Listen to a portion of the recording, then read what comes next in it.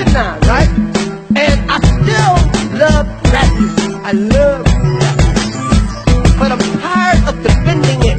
Hoy, Glock 9! Hoy, ano sa tingin mo? Ano sa tingin ko? Ngayon lamang mangyayari to. Ang pag-uusap ng pinakamalupit sa mikropono. May sasabihin ako pero ating-ating lang to. Hoy, Rudy! Hoy, ano sa tingin mo? Ano sa tingin ko? Baka di nila kayanin ko. Dalawang sila na magsutala sa liga. Pakita mo para maintindihan mo kung bakit laging ganito. Alam mo tol, matagal ko nang gustong itanong bakit musika natin laging nasa labas ng bubong kahit napakarami ang nagsasabi na you're the best. Bakit di ka namin nakikita sa Oktoberfest? Baka barado lang ng plema ang sarado mga tenga. Teka, kailan pa nga ba magbabago ang sistema na bulok at parang meron nakabalot na eksema? Ginagado ang mga nagtatagalog sa eksena. Aaminin ko marami talaga hindi pulido at nagbumukhang gago pag humahawak ng mikropono. Pero pang disipulo, maangas at matipuno. Pakinggan mo ang awit niya, bakit parang hindi puno? Hindi puno kasi walang laman na mga kukote. Ang utak ay puro lupa na parang bakating lote. Puro putik at turak pwedeng taniman ng kamote. Nung umulan ng katalinuhan sila yung nakakapote. Hoy, Glock 9! Hoy, ano sa tingin mo? Ano sa tingin ko? Ngayon lamang mangyayari to. Ang pag-uusap ng pinakamalupit sa mikropono.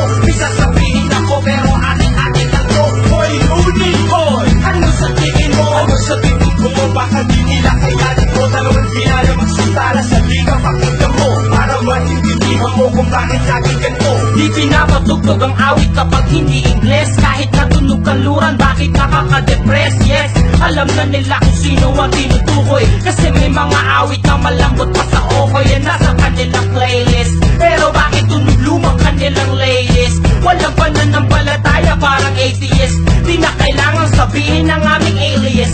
We are the craziest. Kaya sa kalokohan tapos sa katinuan. Pero seryoso na ako tapos na. Ang biruan kamusta? Na si Juan Taman nasa payabasan kahit balik na rin ganun pa rin. Nasa payabasan wala na bang ibang mga panibagong paksa? Puro na lang magtungkol sa ating paralisadong bansa. Pinamumugaran ng mga buhaya at kalimangong bakla. Kaya industriya ng musika sigurado plakda.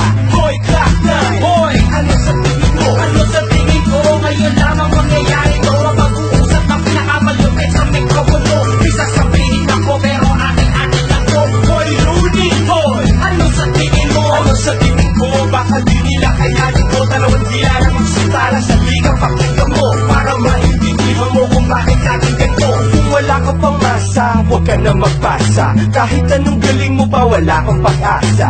Na parang ang buhay mo'y dinaningan ng doktor na di naman nakapag-aral. Isa lamang impostor. Oo nga, mapagbalat kayo, lahat kayo ay tutumba. At kahit na magmumuga, wala ka pa rin ibubuga. Sino ka? Oo nga pala, kilala na kita. Pwede mo ba akong tulungan? Sige, idol ka kita. Hoy! Huwag ka na lumapit, huwag ka na magtanong kung bakit. Estilo mo ay mas laos pa sa maong na jacket. Na mabaho at ginamit ang sandabukan na pangit. Bato-bato sa langit, ang tama ay huwag magalit. Talim ng dila ay doble vocabulary at palarila. Tagalog o Ingles, sasampalin ka ng magkabila. Natatapos na kami, ako ang nasa huli.